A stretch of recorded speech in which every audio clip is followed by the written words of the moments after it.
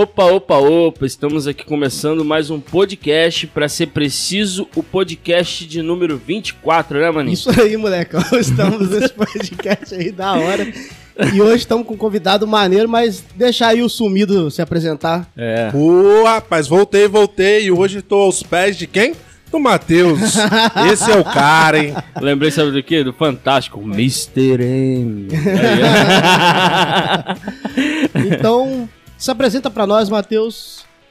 Meus irmãos, chamo Matheus, né? Você conhecido de vocês. Pela graça de Deus, estamos aqui gravando mais esse podcast. Estou ali licenciado na 5ª Igreja Presbiteriana. Com a graça de Deus, estou trabalhando ali junto com os irmãos. Sim. Se apresenta mais, Matheus. Fala casado, família, as coisas. Casado, graças a Deus. Seminário, como é que tá? Quase Minha pastor. esposa, quase pastor. Então, me formei no JMC, Seminário da Igreja Presbiteriana do Brasil, nos anos 2017 a 2020. Também, paralelo, estou fazendo o curso de filosofia. Então, terminando mais aí uma graduação.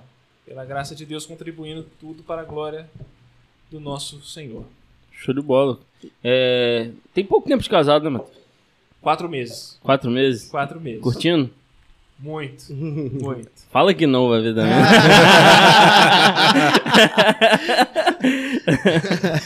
Não, mas é bom, é bom. Ah, tem bênção vindo por aí, hein? É mesmo. Fica no ar, fica só. Eu adoro isso. De primeira mão, galera. Primeira mão. Nem sei o que é, mas já gostei. Pode-se dizer que dá um recadinho antes, né? Galera, vocês estão escutando? A gente tem uma galera boa aí, mais de 60% das pessoas que assistem o nosso vídeo, né, maninho? Isso aí. Não são inscritos no nosso canal.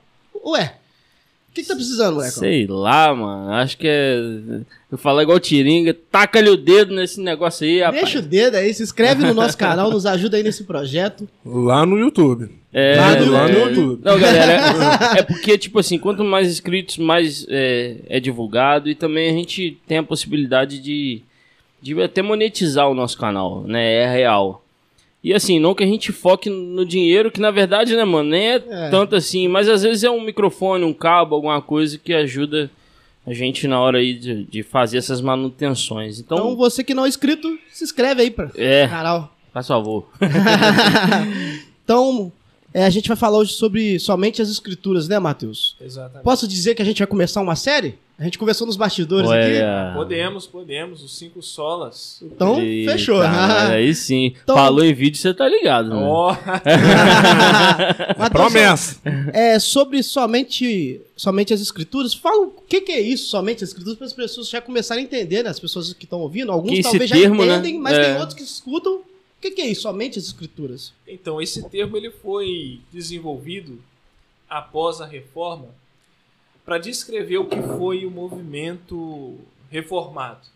O que foi o movimento reformado? O movimento reformado foi uma resposta dada no século XVI para aqueles eventos que a Igreja Católica, junto com outras questões da época, impediam o acesso nos originais, vamos dizer assim, tratando a respeito das escrituras, por assim dizer. Então, a igreja estava vivendo um período de densas trevas, de falta de conhecimento da pessoa de Cristo, da salvação, e o movimento reformado ele voltou às fontes, principalmente na questão da própria escritura com palavra de Deus. Mais à frente, os historiadores, as pessoas que estudaram o movimento reformado, viram que os reformadores deram uma resposta àquele momento de trevas que a igreja estava vivendo.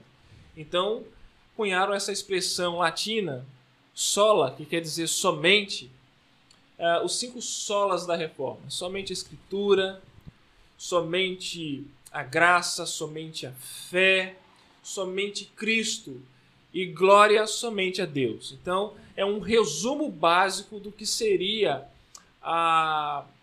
uma parte da soteriologia reformada, a doutrina da salvação reformada. Se bem que falar em teologia reformada é muito mais amplo que só os 5 solas. Sim.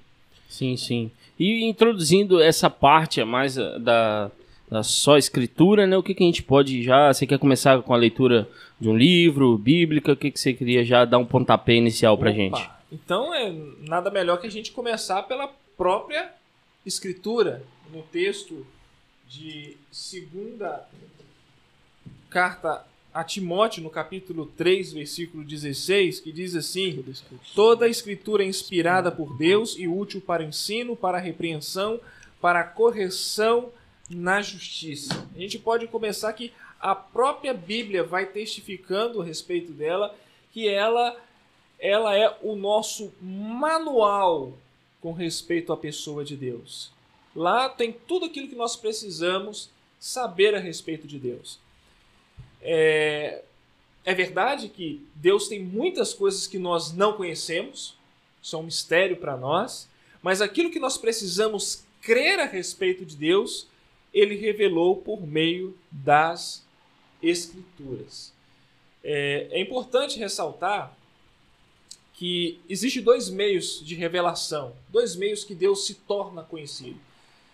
Os teólogos chamam isso de revelação geral, é aquela revelação que nós olhamos para a criação e no nosso coração há sempre aquela interrogativa que existe um Deus, existe um Criador, existe alguém supremo, existe alguém maior, mas quem é essa pessoa? Quem é esse ser? Quem é esse que nós precisamos conhecer? A resposta está nas Escrituras. Então Deus ele se revela nas Escrituras de maneira específica, como o único Deus vivo e verdadeiro. Então tudo que a gente precisa saber a respeito desse Deus Criador, o que Ele requer de nós, está na Escritura. A gente dá o nome disso de revelação especial. Então, a revelação especial, ela tem esse propósito de revelar a respeito de Deus, de quem é Deus, e outros que a gente pode discutir aqui ao longo do podcast. Eu vejo algumas, né, vertentes dizendo que a Bíblia não é a palavra de Deus, né? Sim, contém a palavra de Deus, né? Tem esse diferencial aí. O que você pode falar mais sobre isso? Então, essa teologia ela foi desenvolvida no final do século XX e a gente sofre muito por conta dela. O que aconteceu? O período da Reforma fez esse grito, esse brado: somente a Escritura, somente a palavra de Deus é suficiente. Somente ela. Nós só precisamos crer nela. Com o avanço do movimento, quem gosta de história vai saber o que eu estou falando, do chamado movimento iluminista. O movimento iluminista ele valorizava a razão, valorizava a questão da racionalidade.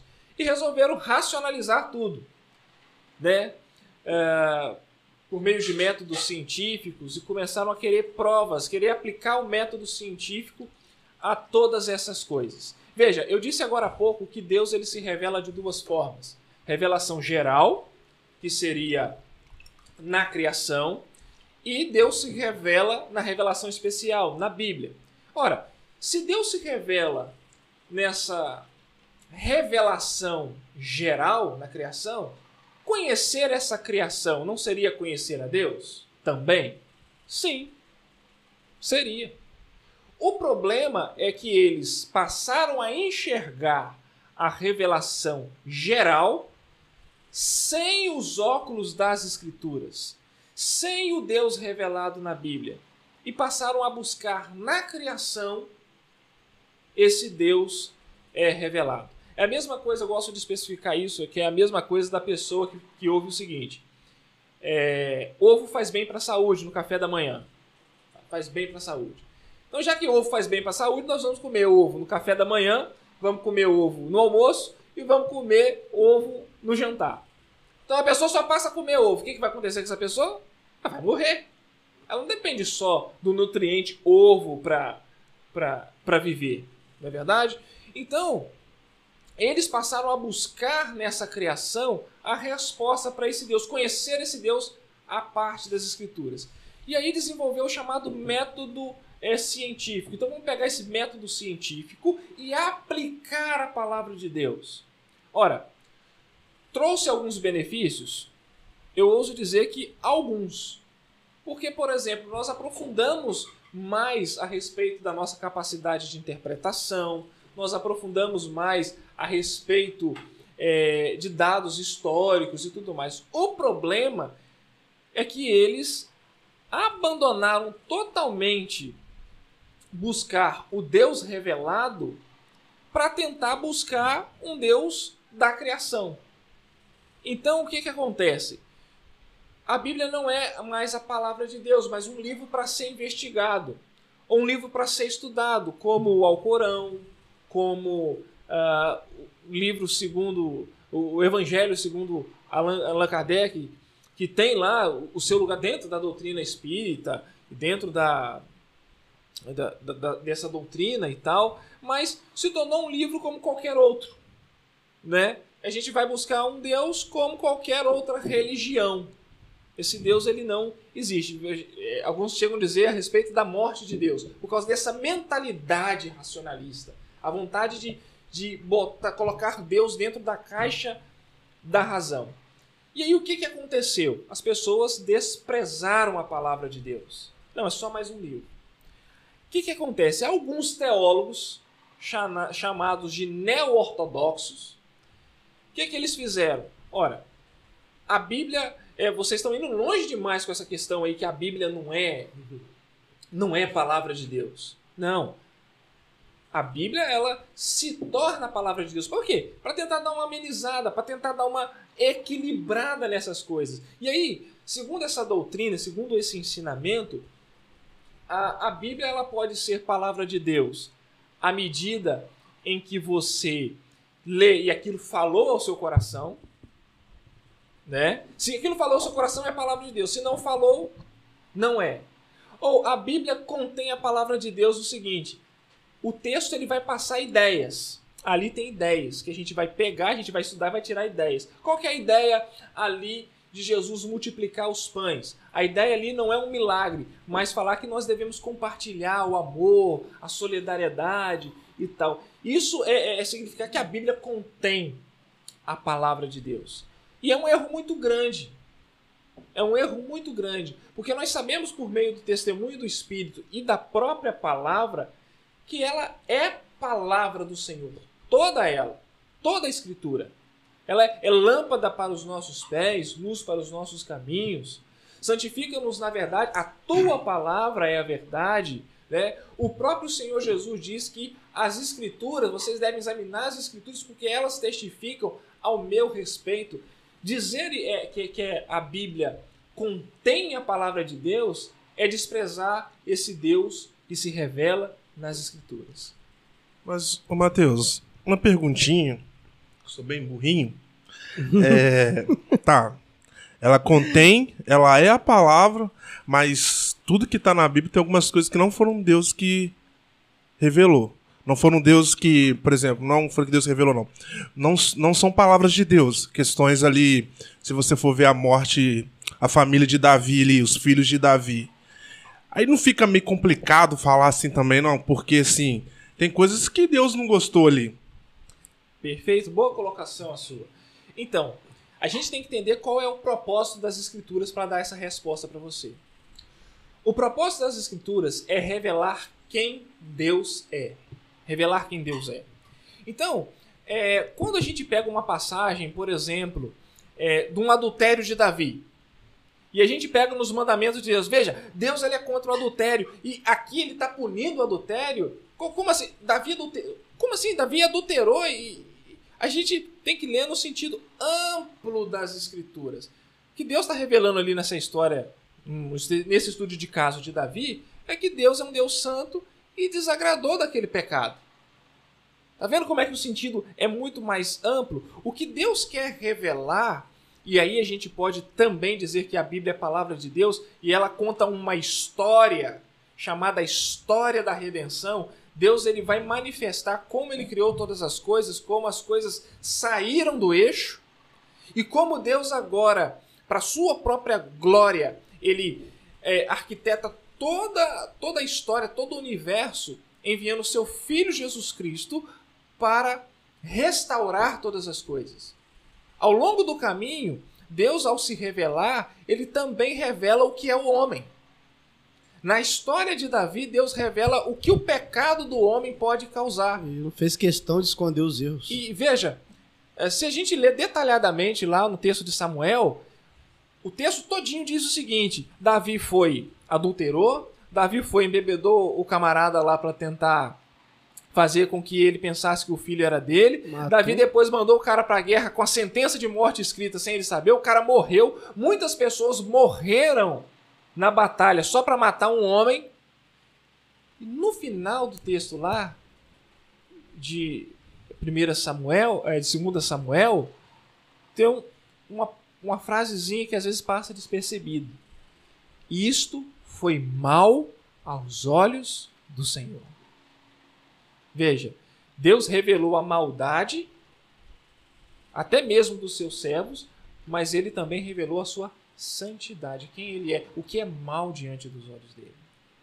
E é tão importante como Bíblia, palavra de Deus, porque ela não faz questão de esconder as falhas e os erros daqueles que serviram a Deus. Porque, veja... Davi que você está falando é só um deles. Se a gente pegar na genealogia do próprio Jesus Cristo, você tem Abraão que engravidou, vamos dizer assim, a empregada. Você tem... Não é para que esses erros sejam repetidos por nós, mas Deus ele revela como o pecado ele pode causar danos terríveis à humanidade. Então, Deus ele revela essa questão. Mas Deus ele não só revela o que o pecado pode causar, o que o pecado é, mas ele também revela como ele é gracioso. Porque em meio desse emaranhado de exemplos ruins, existe um homem, Cristo Jesus, o Deus encarnado, de quem a Escritura fala, de quem a Escritura revela, veio salvar esses mesmos pecadores, essas mesmas pessoas dos seus erros, essas mesmas pessoas dos seus pecados. Então, a Escritura é essa história da redenção, é os atos salvadores de Deus. Então, é esse propósito das Escrituras, revelar também esse propósito salvador de Deus. A gente teve até com o Bruno aqui, né? A gente falou um pouco sobre isso Também perdemos o podcast. Perdemos o podcast com ele, perdemos Só aquele com você, perdemos um com o Bruno. Tomara que esse pessoal do Surubi aí, não se perca, né? Tá bravo o pessoal do Surubi aí. Não, agora a gente tá tomando cuidado, porque já tem até um backup ali. Será que é a ver com os homens do Surubi, é isso? Vai saber, né? Vamos ver o que vai dar nesse... Porque o Bruno até falou, né, que a Bíblia não é um livro de heróis, só teve um, na verdade, que foi Jesus Cristo. Que às vezes as pessoas acham que a Bíblia é aquele livro ali que só passa o Davi que derrubou o Golias, o Sansão que era um homem forte, Abraão que é cheio de fé, né? Você me dá uma oportunidade para eu fazer uma colocação aqui e eu espero que isso alcance o maior número de pessoas possíveis. A gente precisa rever a maneira com que nós estamos ensinando nossas crianças na igreja. Às vezes nós ensinamos as nossas crianças na igreja a respeito de Davi que derrotou o gigante. Seja que nem Sansão. Seja que nem Sansão, forte como Sansão, sábio como Salomão. Opa! Por que você não conta a história toda? Por que você não conta que Davi derrubou um gigante, mas caiu? Por que nós não contamos que nem toda a força de Sansão foi capaz de impedi-lo dele cometer atos tristes diante do Senhor? Por que não contar toda a história? Sabe por quê? A Bíblia mostra que todos precisam de redenção. Se nós escondemos isso, nós criamos crianças legalistas, professores de escola dominicais legalistas, que a Bíblia só tem uma lição de moral. Não, a Bíblia conta uma história de salvação. O mesmo Jesus que nos salva hoje é o Jesus que salvou esses homens no passado. Isso a gente precisa ficar claro. Sim.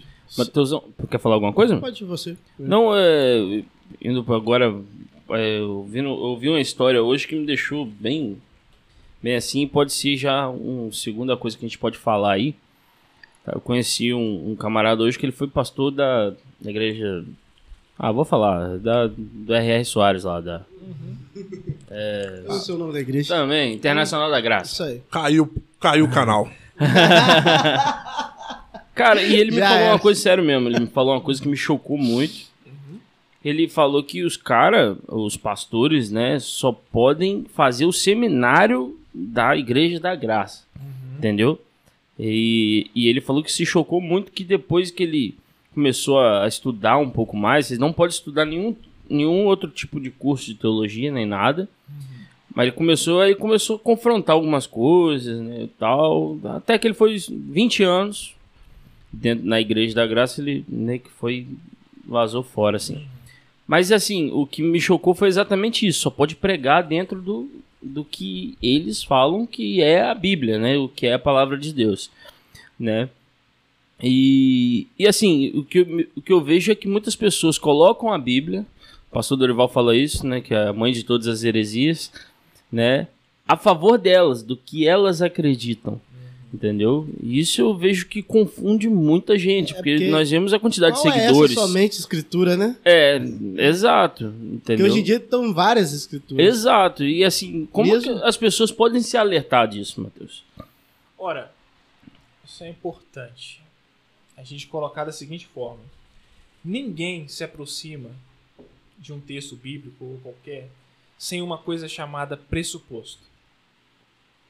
Todo mundo se aproxima com alguma visão de mundo, querendo encontrar alguma coisa ali, com algumas lógicas básicas de interpretação que a gente aprende na escola, mas todo mundo se aproxima diante de qualquer texto com algum preconceito, se a gente pode chamar assim. A gente olha ali e a gente interpreta palavras com base daquilo que a gente entende do nosso dia a dia, né? A gente ouve a palavra assim, morrer, né? A palavra morrer. Tem vários significados. Pode significar morte, como a gente está acostumado. Quando eu falo assim, morrer de rir, né? Tem um sentido figurado e tal. Mas da onde eu tirei esses conceitos? Eu fui aprendendo ao longo da minha vida, né? E outras coisas e experiências minhas que eu vou olhar ali para o texto com base dos meus pressupostos. É impossível alguém chegar em qualquer texto e não ter com base os meus pressupostos. Então, qual é o pressuposto para que uma pessoa não caia numa heresia? A Bíblia interpreta a própria Bíblia. Parece simples? É simples, mas às vezes não é. Ele quer empurrar para dentro de um texto, empurrar para dentro das Escrituras uma coisa que não está lá. Veja, o próprio Deus, ele nos deu um livro que ele não é exaustivo. A Bíblia não é exaustiva. A Bíblia não fala tudo o que a gente precisa na verdade, corrigindo, a Bíblia não fala tudo a respeito de Deus, mas tudo o que é necessário para que nós saibamos sobre Deus, ela é suficiente. Porque a vida eterna, ela mesmo diz, a vida eterna é essa, que conheçam a Ti e a Jesus Cristo a quem enviaste. Então a gente vai ter um tempo na eternidade para conhecer a Deus. Mas nesse mundo, o que é suficiente para nós é a Escritura. E como é que eu entendo a Bíblia? Um texto vai jogar a luz a outro texto. Se eu não estou compreendendo esse texto aqui, o que eu faço? Eu vou procurar nas outras partes da Bíblia o que vai me ajudar a compreender aquela parte ali. Então, isso é claro. Claro, nem tudo na Bíblia é claro, nem tudo na Bíblia tem razão de ser claro. Sim. Porque não é o propósito dela, né? Por exemplo, as pessoas ficam questionando coisas assim, com quem que Caim casou? Né? Obviamente com a irmã. Filhos dos homens, filhos de Deus. Entendeu? Né? Então, são coisas que dá uma boa investigação, uma boa coisa e tal, mas não é o propósito da Escritura. Sherlock Holmes. Entende? Não é o propósito da Escritura. O propósito das Escrituras é conhecermos a Deus, esse plano de redenção e a Jesus Cristo e a sua vontade para a nossa vida. É igual o livro de Apocalipse, é um livro complicadíssimo. As pessoas entendem isso, né? que é cheio de figurativo e é passado às vezes como um livro de um filme, como se fosse um filme de Sexta-feira 13.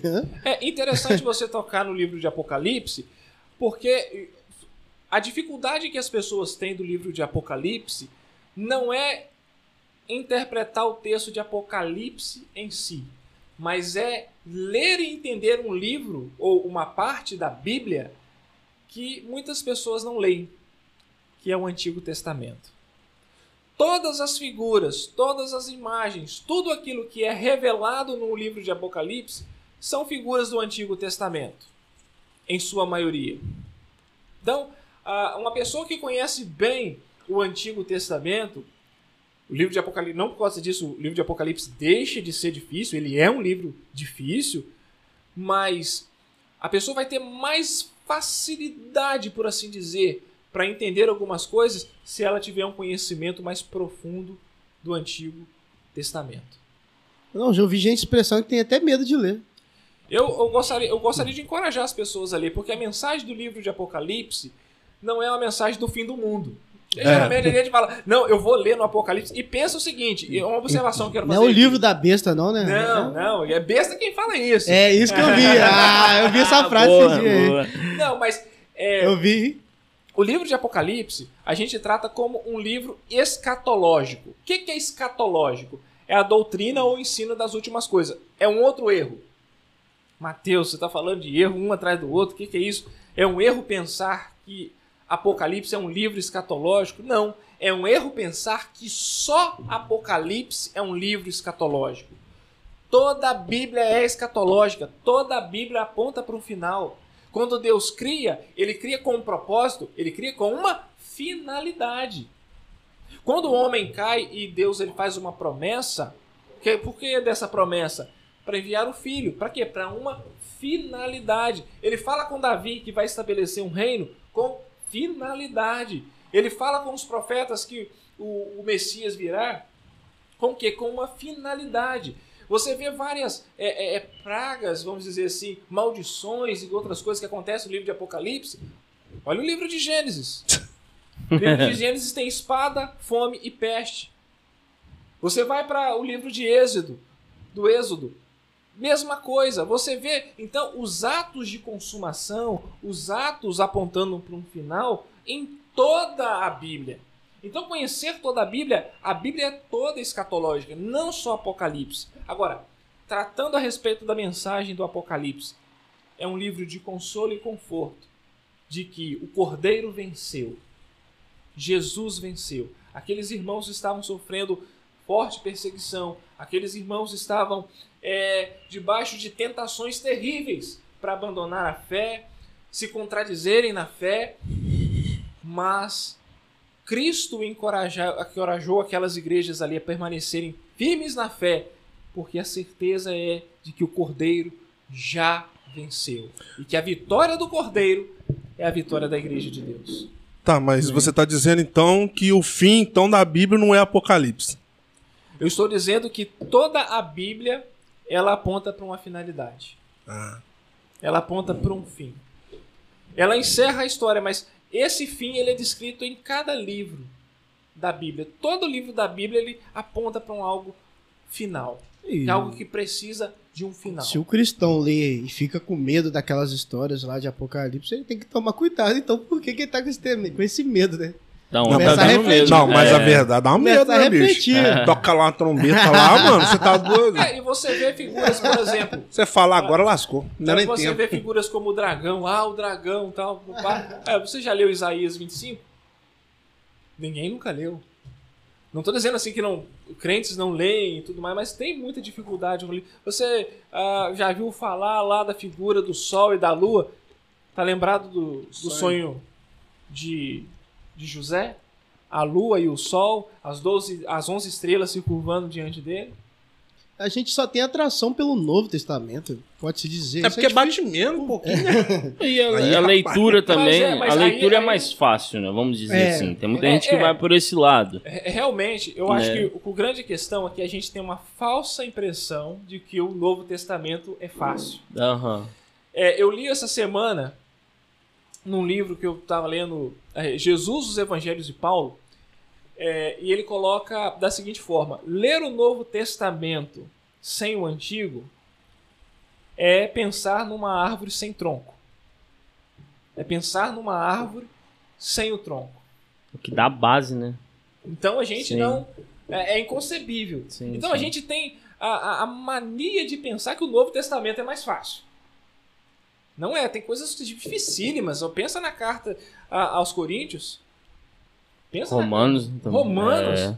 Tem Sim, coisas verdade. complicadíssimas. O próprio livro de Apocalipse tem ali Judas, que é uma carta de um capítulo só, se a gente pode dizer, né? Tem coisas ali bem profundas que precisa de um estudo. Então tem coisas bem complicadinhas, que a gente tem essa falsa impressão que é mais fácil. Mas por que a gente acha o Antigo Testamento difícil? Porque nós não estamos familiarizados com o contexto do Antigo Testamento. O Novo Testamento ele é muito mais próximo de nós, né? A nossa herança é uma herança grega, helenística. Então nós temos mais assim proximidade. Agora, quando se trata do Antigo Testamento, os costumes, a época e tudo mais é muito mais afastado. Então, ler uma boa história de Israel, não um bom livro de história de Israel, uma boa introdução ao Novo Testamento, ao Antigo Testamento, que algumas coisas começam a ficar mais claras, assim, para a gente entender essa parte que também é a palavra de Deus. Sim. É a Bíblia que Jesus usava. E... Legal isso aí. Até a questão de Apocalipse também, pô, Mateus. achei muito legal você falar isso. Nunca me falaram, sério mesmo. Essa questão de, assim, fica mais fácil de entender quando você conhece um pouco mais o Velho Testamento. E essa questão de somente as escrituras, eu também tenho um outro lado meio radical. Que tem pessoas que às vezes somente a escritura. Mas então eu vou viver só eu e a Bíblia. Eu não preciso de pastor, não preciso de líderes para explicar ela, porque é somente a escritura. Tem gente que leva para esse lado. O que você... Ora, então é uma pessoa que está precisando rever somente a escritura dela, que não é somente a escritura dela. O que eu quero dizer com isso? Ela não está praticando somente a escritura. Porque somente a escritura é uma pessoa que crê na Bíblia como regra, vocês sabem muito bem, fé e prática. E o que a Bíblia fala a respeito de comunhão? O que a Bíblia fala a respeito de uns aos outros? Edificar uns aos outros. Olha quantas passagens tem. Não sei o que, faça uns aos outros. Servir uns aos outros. Deus deu à sua igreja pastores e mestres. Uma pessoa que diz assim, olha, eu não preciso de pastor, eu não preciso de irmãos, eu não preciso, porque eu tenho só a Bíblia, vai me desculpar. Não tem só a Bíblia, não. Isso é mentira. Que Bíblia Então é a outra essa? Bíblia, É né? outra Bíblia. Bíblia. Porque É outra Bíblia. tem gente que fala mesmo, eu não vou na igreja, mas eu só fico mas eu li a Bíblia em casa. Não. E eu já tenho lá minha clareza E quanto mais suficiente. nós conhecemos a palavra de Deus, as Escrituras, isso vai produzir em nosso coração os afetos, o amor, o coração do próprio Redentor Jesus Cristo. O nosso Senhor, ele viveu com 12 apóstolos, com uma multidão ao seu redor. Ele viveu em comunhão. Como assim? É desprezar. Assim, uma pessoa assim, ela tem uma visão equivocada, porque ela só quer aceitar aquilo que lhe convém na Escritura. Aí não é somente a Escritura, é o que me convém. O somente a Escritura é toda ela. E ela diz que eu preciso desses irmãos. Ela diz que eu preciso edificar esses irmãos e ser edificado por meio deles. Agora, Matheusão, levando agora para o outro extremo, né? Que... Tem extremo, cara? O pessoal é extremado, né? Mas a gente só vive de extremos hoje. Verdade. Mas infelizmente. É interessante porque ser radical é ser somente a Escritura. Porque uma pessoa que fala assim, olha, eu sou radical, porque eu só tenho uma Bíblia e eu não preciso de pastor. Fala, então tá, você quer ser radical? Então leia a sua Bíblia. Você vai ver que você precisa não só de pastor, mas dos seus irmãos. Porque Cristo, ele edifica a sua igreja por meio da comunhão. O outro extremo que eu digo é que pessoas que, como é que eu posso dizer, focam mais em a parte teológica mesmo, não estou dizendo aqui que é ruim, né? Mas vou citar o que o pastor amigo nosso falou, que muitas das vezes no seminário, e eu já vi Nicodemos falar que, né, tem ateus no seminário e coisa e tal, E muitas vezes o seminário te faz estudar muito pouco a palavra. Claro que foi o que ele fez, né? Mas sim, muito livros e coisa e tal. Tem esse outro extremo também que as pessoas acabam caindo e o foco não vira Cristo, e sim o estudar, né? E isso às vezes eu acho que pode ser também perigoso, né? Eu penso o seguinte, eu tenho que saber que seminário que esse cara fez. Porque, graças a Deus, o meu foi sola escritura. Sim, sim. E foi muita sola escritura, porque entraram de sola em cima de mim mesmo. Mas o que eu quero... Mas lá você... Não, mas o que eu quero... Não, chora não, mano. Chora não. Estou botando lágrimas aqui. Lamentações aí. Mas o que eu quero dizer, assim, você teve dificuldade às vezes com algum... Como é que eu posso dizer? Um professor que não era tão cristão assim, vamos dizer assim, eu lá acho dentro. O seguinte, existem seminários e seminários. Pela graça de Deus, eu posso falar do meu seminário, JMC. Graças a Deus, eu fui bem instruído. Patrocina nós. JMC foi uma bênção na minha vida. O JMC, falo com isso com lágrimas nos olhos, que foi um momento muito especial na minha vida.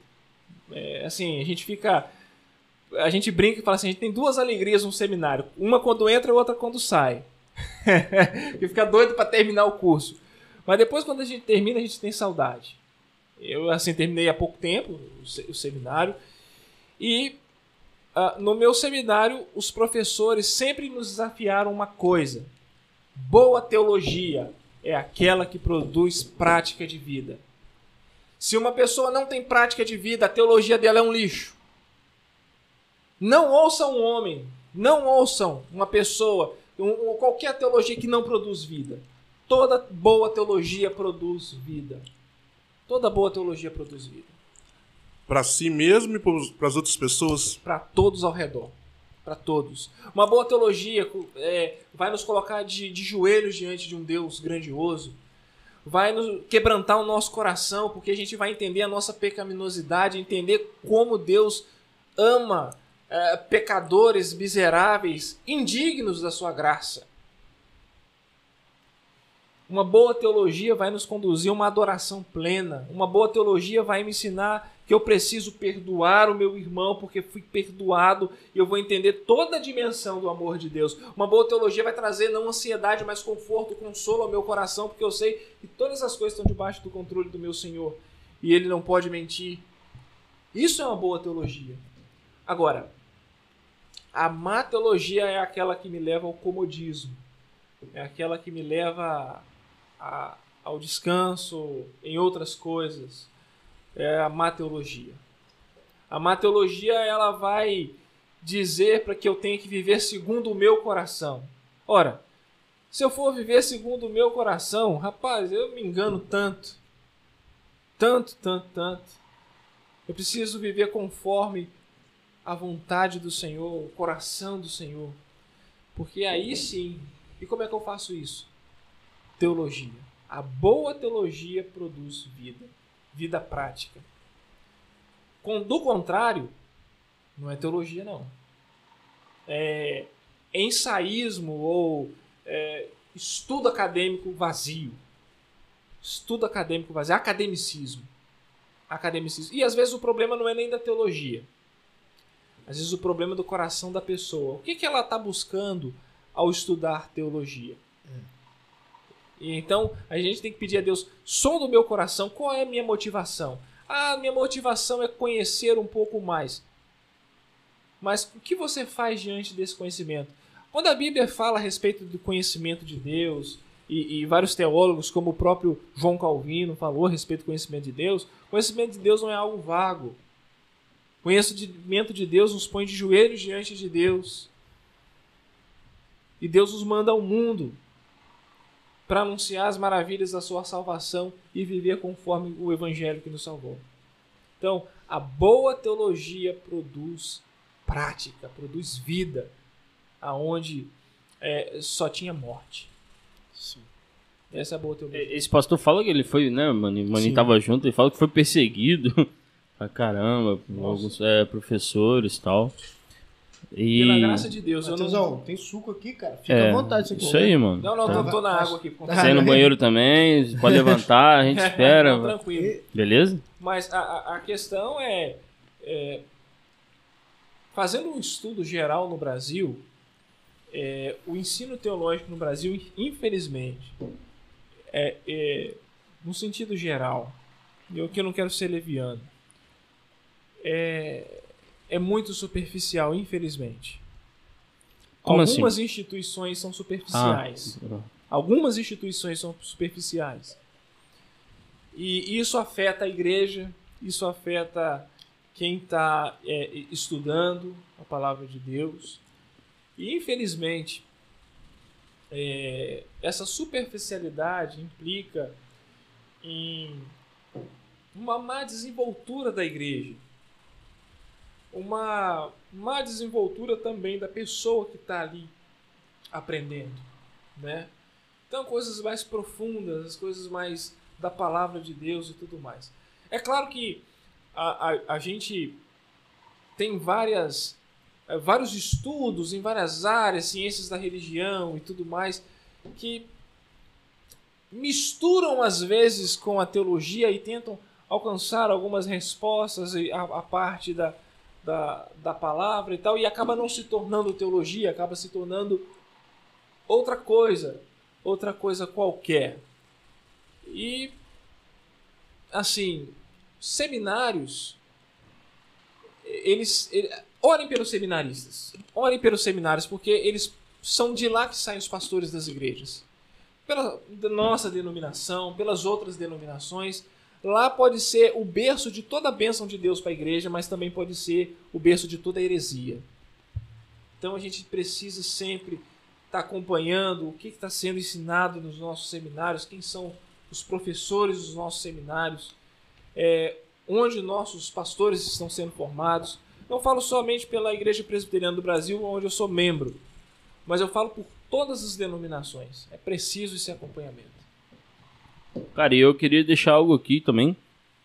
Eu acho que tá na hora de trazer um seminário mais pra perto aqui do Rio. A gente fala às vezes sobre isso, cara. Eu acho que, sei lá, longe, né? quem é a gente, né, pra falar também, né? Mas, Quem é você? Tá sabe, quem é você? mas assim, cara, pô, nossa, você teve que ir pra São Paulo, mano, pra fazer, tipo, assim, tudo bem, foi, né, o presbitério ou você tem alguma escolha? Vocês estão querendo me comprometer. Não, tô falando. Você não é obrigado a responder tudo, não. Se não quiser, tá A de Bíblia é a boa. palavra do Senhor, hein? Fala a verdade. Mas assim, pensamento nosso, eu acho que, poxa, pode, eu acho que tem como. A Campos do Goitacazes, sei lá, cara. Eu acho Ou que Campos tinha, aqui em né? Minas, Eu mais não perto, conheço. Carangola, não sei. Tinha alguns Carangola. seminários assim. Tem um seminário, pensando na nossa denominação, tem um seminário aqui no nosso estado, tem um seminário aqui perto de Minas. Eu optei pelo JMC lá em São Paulo por conta da simpatia, sempre foi um sonho. Eu sempre fui muito simpático ao seminário, à causa do lema do seminário, aos professores que sempre foram referências para mim, não desprezando os Tá professores. passando manteiga no pão aí. Não. Tá passando manteiga, hein? Aquela cena. Tem muita gente boa dentro da igreja presbiteriana e fora dela também. E seminário é aquela questão. Depende muito também do aluno. Assim como qualquer faculdade. Não adianta, fui para federal, fui estudar fora do país e tal. Mas o que você fez esses anos que você estudou? Né? Então, foi mais por questão de ser simpático ao JMC. Né? E assim, as pessoas podem ser simpáticas a Campinas, a Belo Horizonte, até mesmo ao Rio. Então, não vejo problema algum. Não, mas eu digo assim, a gente de Itaperuna, não sei aonde esse podcast vai chegar, mas eu acho que o campus do Goitacazes já estava... Está aqui minha palavra de protesto. Mas o que mais que a gente pode falar, Teuzão, sobre essa sola escritura? Tem uma pergunta pra você aí, cara. Opa! Polêmica. Polêmica. Ele gosta. Somente a escritura e os apócrifos. Opa! É verdade. O que são os apócrifos? Oxe. Rapaz, que pergunta. Eu me mal. Muito mal. Não, se você quiser, fica à vontade, Não, tudo Matheus. bem. Vai passar manteiga no pão, não. Não, dá para responder. Os apócrifos, eles são escritos humanos. Eles são escritos humanos. Qual que é a diferença dos apócrifos para o que nós temos na nossa Bíblia hoje? A nossa Bíblia hoje foi inspirada por Deus. Né?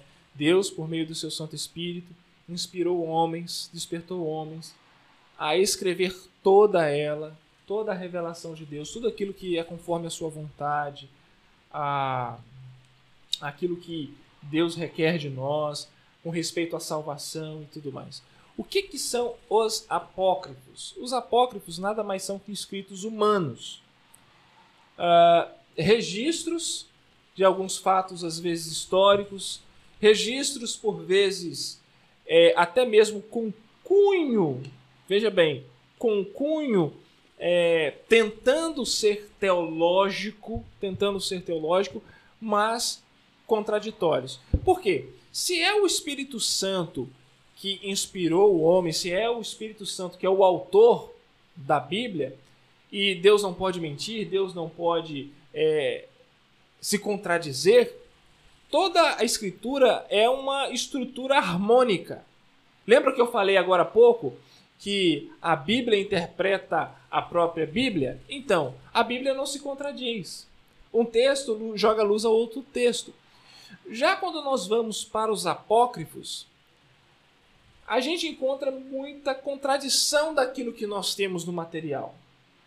E não tem um propósito redentivo também nos apócrifos. Por exemplo, você tem o livro de Macabeus, que vai contar lá a respeito de um líder judaico, né, Macabeus e tal, que é um livro histórico, que narra ali o contexto entre o Antigo e o Novo Testamento. É uma fonte histórica importante para estudo e tudo mais, mas ele não tem autoridade. Ele não é autoritativo como os evangelhos e tudo mais. Mas eu nunca li, é tipo uma história pessoal do cara ou tem alguma expressão tem expressões divina, alguma coisa assim? Tipo... Não. Você encontra muita coisa que são narrativas a respeito. O pastor até fala que foi naquele período que Deus ficou em silêncio. Sim, aquele aí período da página branca da Bíblia e tal. Fala que então, apareceu. Esse período, esses escritos, teve vários escritos nessa época. E o que a gente tem? É um registro histórico. Você não encontra nesse registro nenhum propósito que se harmonize com os outros textos da Bíblia. Não há uma harmonia, entende? Então a gente tem que deixar para lá e tudo mais. Não, como fonte histórica, para a gente entender o que estava acontecendo ali, entre os períodos intervídeos, é importante. Mas a beleza da Escritura, a suficiência dela e a harmonia dela, você vê que ela é muito superior, né? E aí a gente encontra também outros livros, se eu não estiver enganado, eu posso estar enganado, acho que de Judite, se eu não me engano, é um apócrifo, conta a história de uma mulher que usa práticas místicas que foram proibidas no Antigo Testamento e proibidas no Novo Testamento. Eu falei, gente, mas e aí, como é que... Não há harmonia, entende?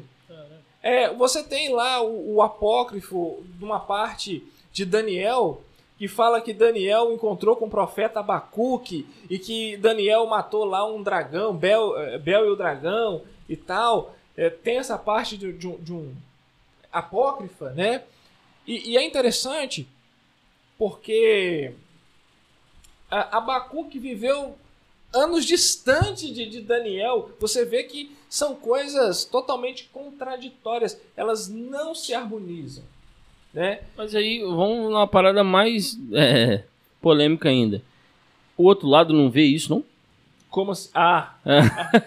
Eles reconhecem isso. Ó, tá vendo? Ele botou a mão aqui, ó. Isso aqui foi o pastor Evandro que botou. É você que começou. É pra nivelar a mente. Não, então, porque o próprio nome... Deixa aí. O próprio nome apócrifo, né? segundo os escritos, ou escritos não canônicos, já quer dizer muito, né? Então, como registro histórico é importante. Então eles têm a consciência de que não é canônico, só tá ali meramente por registro histórico mesmo. Sim. Ah, então de boa. Entendeu? Eles têm consciência. Têm tranquilo. consciência, sim. Mas a grande questão é que eles usam alguns trechos da sua Bíblia para justificar a sua doutrina. Entende? Quando convém, é usado. Porque não são todos os apócrifos. Tem vários apócrifos. Lá onde você está falando, são 7. Né? Lá onde? Num lugar qualquer. Tô sabendo, não. Eu não vou nem dizer. Vocês estão falando? Depois vocês procuram na internet como é que Calvino se referia a esse lugar. Caraca, hein? Depois vocês procuram lá na internet. Eu dormi aqui do que saber aonde que era. Dentro do Google, né? Pesquisa do Google. Dá um Google lá. Como o Calvino chamava esse lugar. Você vai ver. Você vai ver como é que... Querendo não causar mais polêmica. Mas, então, você pode ver, tem outros, por exemplo, tem o Evangelho de Enoque, tem o Evangelho de Abraão, tem outros, então, e quando você vai ler, são literaturas que leem a Bíblia e compara, pra você ver. Você vê, gente, isso aqui é absurdo. Nem Steven Spielberg, com toda a sua criatividade, chegaria a tão longe. Então, você vê que não se harmoniza. Então, deixa eu botar um pouquinho de passar manteiga no pão, não. Não vou passar manteiga. Vou botar aqui uma polêmica. Eu gosto disso. Quando tem parte da escritura que possivelmente foi tirada de apócrifo. Oxe. Aí complicou, hein? Quando você tem isso na carta de Judas, quando você tem isso em Pedro, vocês estão em silêncio por causa de quê? Não, porque agora você colocou mortandela no pão. Você começou com essa ideia. Não tô nem aqui mesmo. Então, aquela parte ali, eu tento entender que Deus ele inspirou homens. Então, tudo que Deus colocou na Escritura é inspirado. Se foi colocado ali, é inspirado por Deus. Então o resto não. É só aquilo que Deus quis colocar na sua palavra. Né? Só aquilo que Deus quis colocar na sua palavra. Então, isso quer dizer, pelo fato de ter partes lá de uma apócrifo, quer dizer que a gente tem que pegar e abraçar todo ele? Não. Claro que não.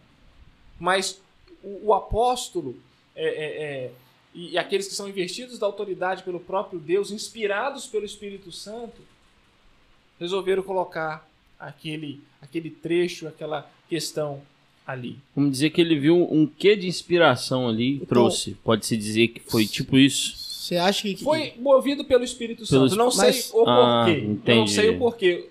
O porquê final eu sei. Foi da vontade de Deus. Sim, sim. Mas eu preciso estudar mais. Então, não, e já Mateus, era. Só de ser da vontade dele. Sim, preciso estudar mais. Mas então você, ao mesmo tempo, acredita que o apócrifo, os livros existiram, foram real, aquelas histórias são 100% reais, você acha? Como é que você... Não. Mas assim, depende de que apócrifo você está falando. Entendi. Porque às vezes tem apócrifos que são registros históricos. Né? Eles servem como fontes históricas para a gente datar alguma coisa, saber, por exemplo, o próprio livro de Macabeus, para a gente entender o que foi a revolta dos Macabeus, qual foi o contexto. A gente só entende o cenário político quando Jesus vem ao mundo, o que é um saduceu, o que é um fariseu, o que é esse tipo de pessoas no Novo Testamento. Tá vendo como é que o Novo Testamento não é tão fácil assim? Uhum. Então, a gente só entende esse tipo de coisa com fontes históricas. E os apócrifos são fontes históricas. Né? Alguns, não todos. Alguns, outros são fontes literárias, fantasiosas. Eu li uma vez Eclesiástico, trechos de Eclesiástico. Sim, e você vê que, eu não me lembro qual apócrifo, não me lembro mesmo, que diz no final o seguinte: olha, se você não... termina, eu vou parafrasear aqui. Olha, se tá aí, Se você acreditar, tá bom. Se você não acreditar, tá bom também. Então, que pingo de autoridade tem para falar a respeito? A Bíblia, como palavra de Deus, ela diz que é e pronto. Sim. Então, você vê o contraditório, não há essa harmonia, não há a beleza que tem a Escritura de dar toda a glória a Deus. Toda a glória a Deus. Entendi. Pô, isso é bom colocar. Sério, eu mesmo tinha muita dúvida nisso, assim. Não tanto, também que pra mim tava pra lá, mas assim, é interessante, tem muita gente Na verdade que... é que a gente não liga. Né? Entendeu? A gente já também não procura saber. Exatamente. Mas foi bom. Eu toquei mais nesse assunto também pra dar uma explicada também. A gente fala polêmica, que é uma forma de brincar. Não é a forma de gerar polêmica. Não é só de gerar conhecimento. Ó. Exato. Sim. Saber mesmo. Vocês deram a Nutelada aí agora. Pô, 60% não são inscritos. Exato. Tá aí por quê? Culpa sua. Mas, Matheusão, tem mais alguma coisa dentro do assunto? O que mais que a gente pode introduzir para dentro disso? Olha, a gente precisa trabalhar bem essa questão da suficiência das Escrituras. Eu quero bem frisar isso. Porque dificilmente nós vamos encontrar nas nossas igrejas ou igrejas irmãs pessoas que dizem que a Bíblia não é palavra de Deus. Né? Teve um maluco aí, a gente não quer dar o ibope pra ele, né? Maluco aí, sem noção. Mas falando aí a respeito da Bíblia e tal, para não dar ibope. Pra que dá ibope essa gente, né? Eu tô curioso. Fala em off, eu te falo. Vai no Google, Vidal. Então, o que acontece? Dificilmente as pessoas vão dizer assim, não creio na Bíblia como palavra de Deus. Dificilmente. Quando você tem uma pessoa assim que fala papel aceita tudo, você fala pra ela, então rasga sua identidade. Rasga sua identidade. Rasga sua identidade. Não, ué. Papel aceita tudo. Ué. Rasga sua identidade. Pra que você vai caminhar? Como é que você vai provar que você é você? Pra que isso? Faz igual o Didi. Eu sou eu mesmo. Né? Então, dificilmente a gente vai encontrar pessoas que negam a Bíblia como palavra de Deus. O que a gente vai encontrar demais são pessoas que enxergam a Bíblia não enxergam a Bíblia de maneira suficiente. A Bíblia, ela é suficiente. Em que sentido? Para tudo. O mesmo texto que nós começamos hoje esse podcast diz que ela tem um propósito, a fim de que o homem de Deus seja perfeito e perfeitamente habilitado para toda boa obra. Veja, a palavra perfeito ali, se a gente vê em outras traduções, ela é a palavra completo. Mudou o sentido, né? A palavra de que o homem seja completo. Ele tenha completude, ele tenha conhecimento profundo de Deus, ele tenha um relacionamento profundo com Deus, ele se desenvolva em seus dons, em seus talentos e tudo mais, ele seja completo. Essa é a ideia.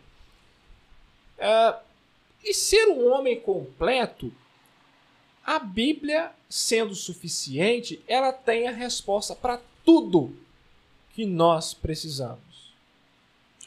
Mas aí o problema dessa situação é que as pessoas falam assim, essa resposta não é boa pra mim. Aí é que tá. Vai depender do pressuposto. Porque nós estamos pessoas cheias de pressupostos, né? Por exemplo, as pessoas acreditam demasiadamente em várias doutrinas, seja elas políticas, seja elas ideologias e tudo mais, e vai julgar todas as coisas conforme a sua ideologia. Por quê? Ela julga que aquilo é suficiente. Veja só. Mas tem uma frase que é dita no meio reformado, que é o seguinte: toda verdade é verdade, vocês sabem, de Deus. Não é isso? Toda verdade é verdade de Deus. Mas como é que eu sei que aquela verdade é verdade de Deus? Na Bíblia. Porque você tem o pressuposto que a Bíblia é suficiente. Então, o que eu tenho que usar para julgar as coisas é sempre a Bíblia. Por exemplo, a gente tem várias ciências hoje que diz a respeito da sociedade. Por exemplo, sociologia. Nenhum sociólogo vai me bater, hein? sociologia, ela vai dizer muitas coisas a respeito da sociedade. Muitas coisas. Mas ela não é suficiente para me dizer tudo o que eu preciso saber. Porque essa questão... A Bíblia vai ser suficiente para eu ler. Por exemplo, a psicologia. A psicologia, dentro do estudo do comportamento humano, ela vai ter a perspectiva, como ela enxerga o homem. Mas o que a Bíblia me fala a respeito do homem? Então, eu não tenho que deixar as ciências ou todos falar o que é. Mas eu preciso ter a Bíblia acima delas, jogando luz sobre elas. Elas vão descrever o que é, o que acontece as coisas, mas só a Bíblia pode dizer o que é. Por exemplo, quando eu falo que o homem é um ser social, é uma coisa.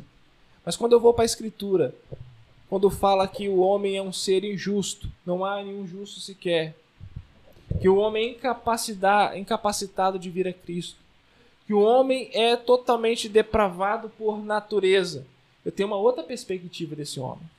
Veja como é que é um equívoco muito grande, e aqui eu não quero que nenhum educador, né, venha me bater. Quantas pessoas na igreja, ou já ouviu falar na igreja, como é? Educação muda tudo. Educação transforma. Mentira! Quem transforma é Jesus Cristo. Educação pode melhorar o seu bolso, sua conta financeira.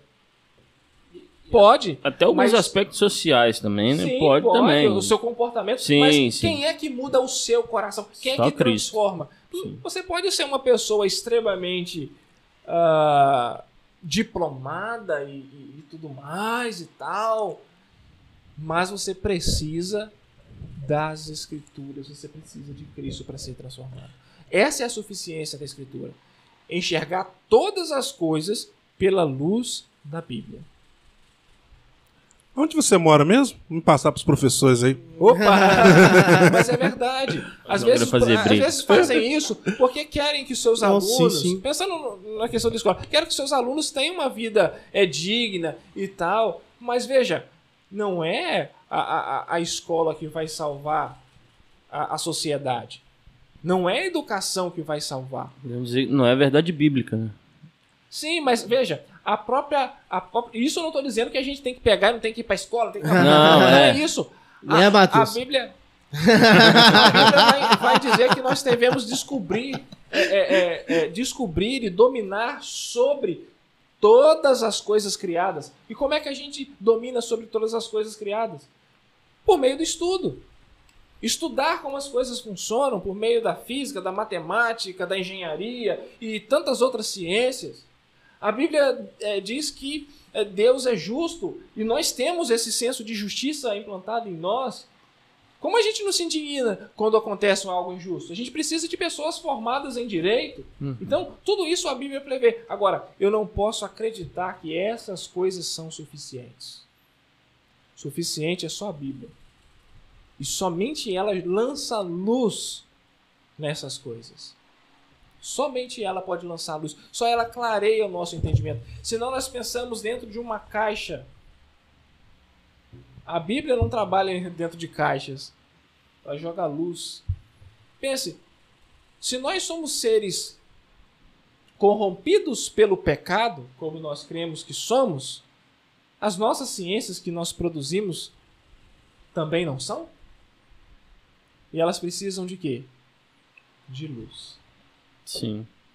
Então, isso já falando, assim, né, eu vejo alguns pais muito nisso, assim, que às vezes, né, enfatizam, a gente às vezes conversa lá na loja sobre isso, enfatizam, tem que ir pra escola, tem que fazer a faculdade, tem que ser alguém na vida e coisa e tal.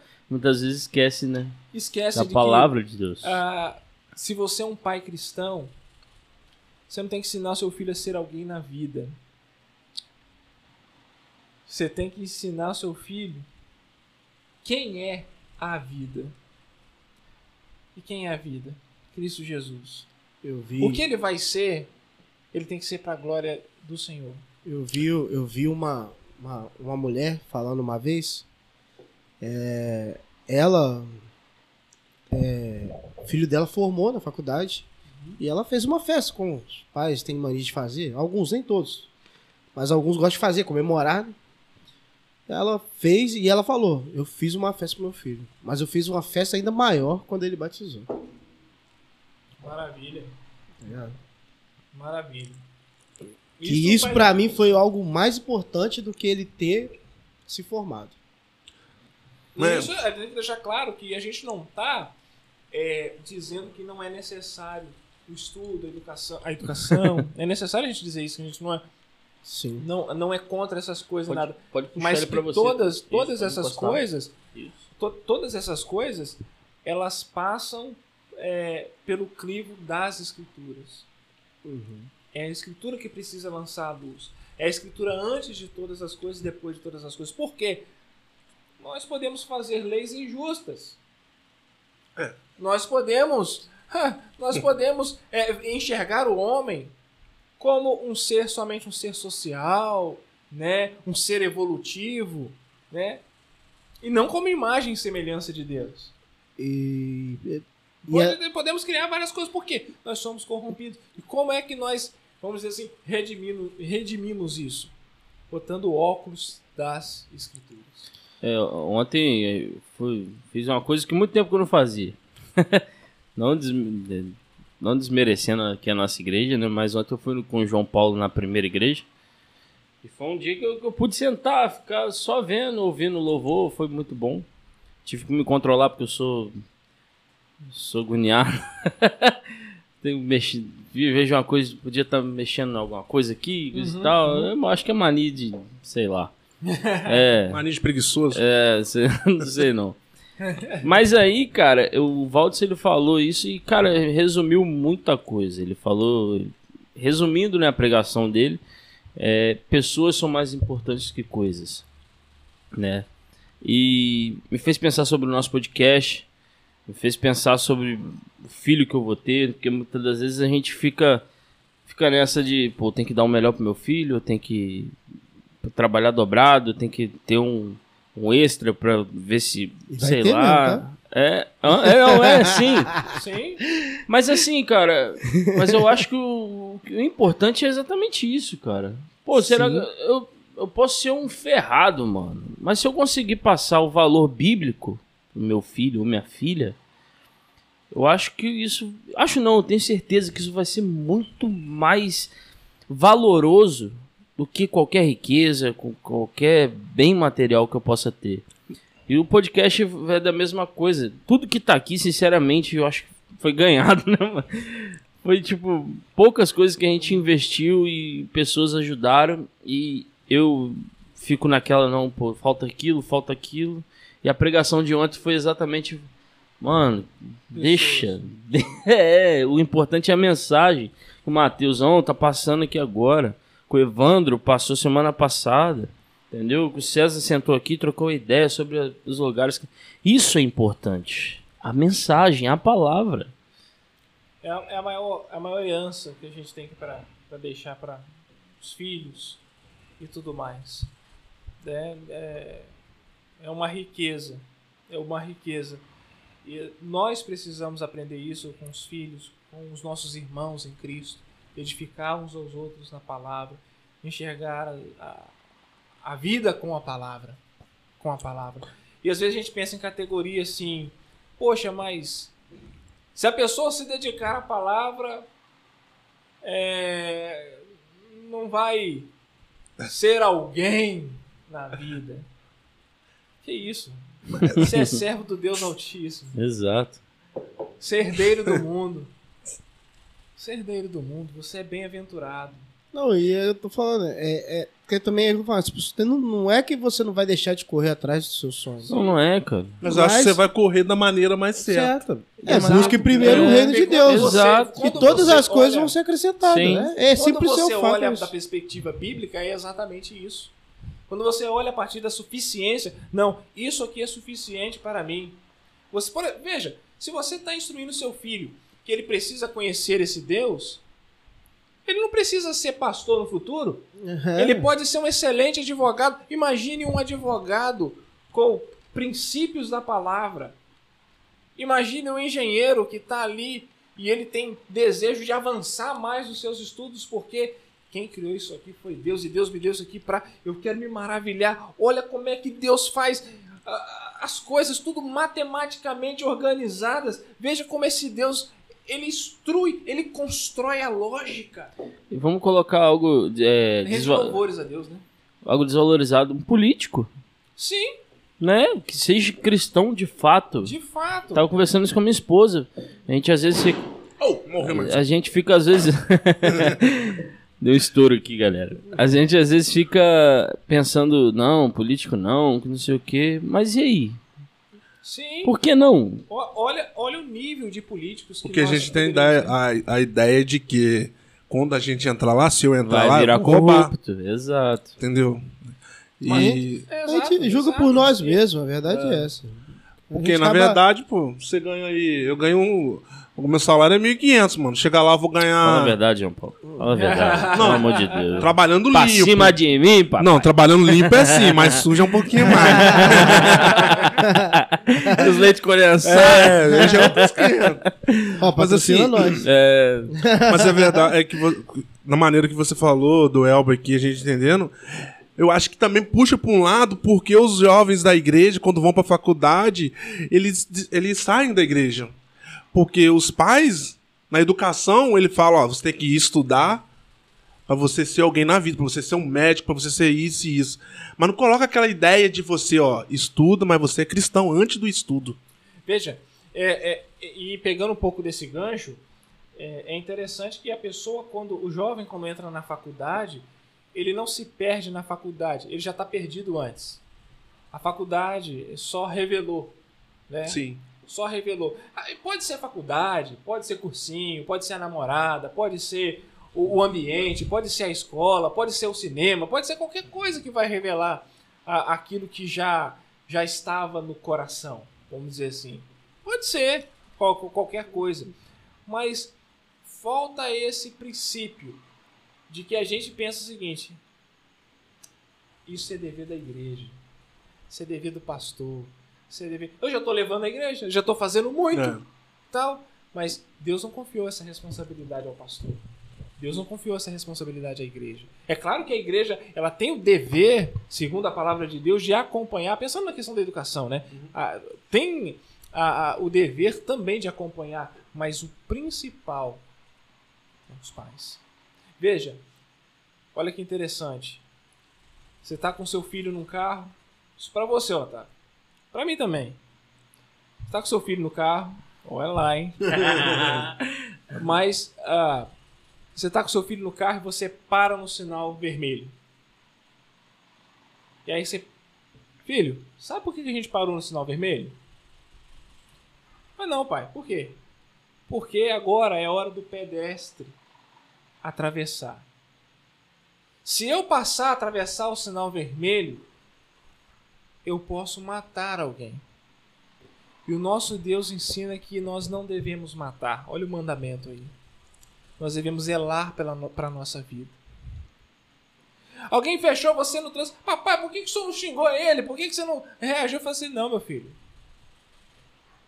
A palavra de Deus nos instrui que nós devemos não pagar mal com mal, mas mal com bem. Veja, nessas pequenas coisas, você já está instruindo a pessoa na palavra de Deus.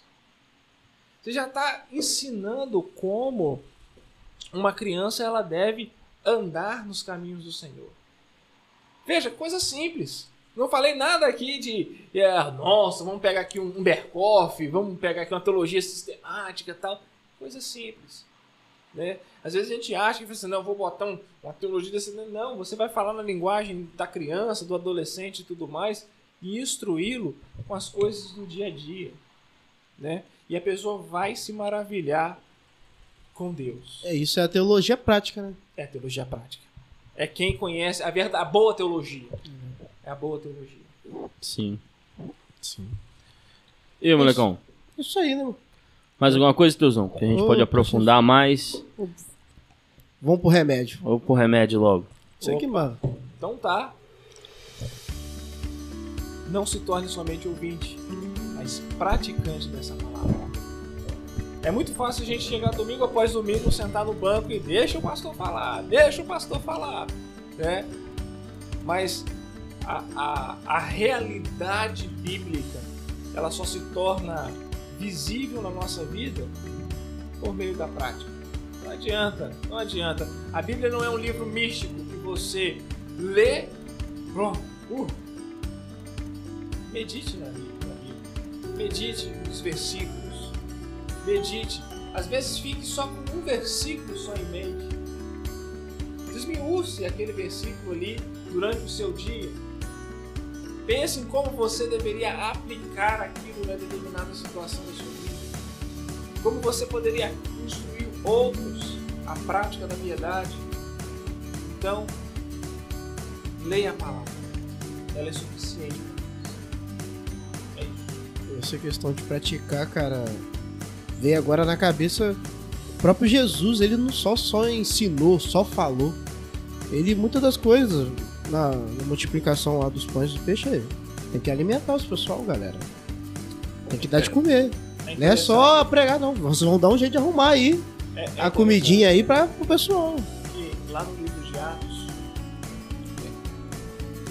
Lucas coloca o seguinte: Jesus passou a fazer aquilo. Vamos continuar contando aquilo que Jesus continuou a fazer e a ensinar.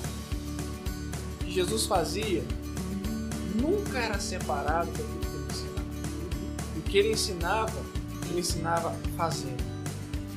Ou lavando os pés dos discípulos. Também. O evangelho prático. Um desafio. É o desafio. Mas nós contamos com um Consolador e um poder inexplicável do Espírito Santo. Sim. É Ele que faz o seguinte: olha, a Bíblia é a palavra de Deus. Leva a gente a crer nessa palavra, a gente praticar. Não é algo que fica afastado, mas leva à prática.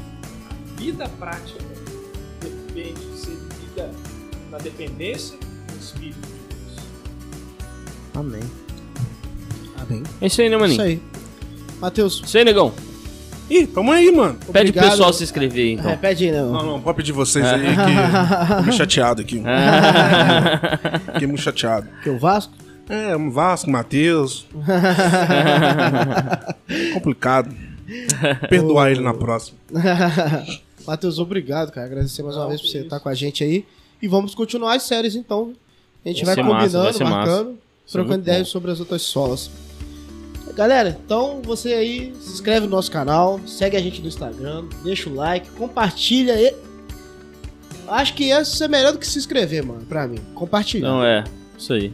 Se você compartilhar pra alguém, pra um amigo, Isso pra é outras muito pessoas, pro seu irmão, parente, isso pra nós já tá valendo demais. Mas se puder, a gente conta também com sua inscrição. E não só se inscrever, assistir, né, cara? Não é, pô. Assiste, é muito bom. Tem gente que assiste metade, depois assiste mais um pouquinho. E podcast é isso mesmo, galera. Você não precisa ver tudo de uma vez só, não. Vê um pedacinho, depois você vê outro. A gente tem certeza, porque Mateusão é muito sério com as coisas que ele faz. E palavra muito boa mesmo. E vai sair mais séries sobre as solas. Os solas, né? Da reforma. Da reforma. Que isso, hein? Então isso aí, fechou. Matheus Calvinos, né?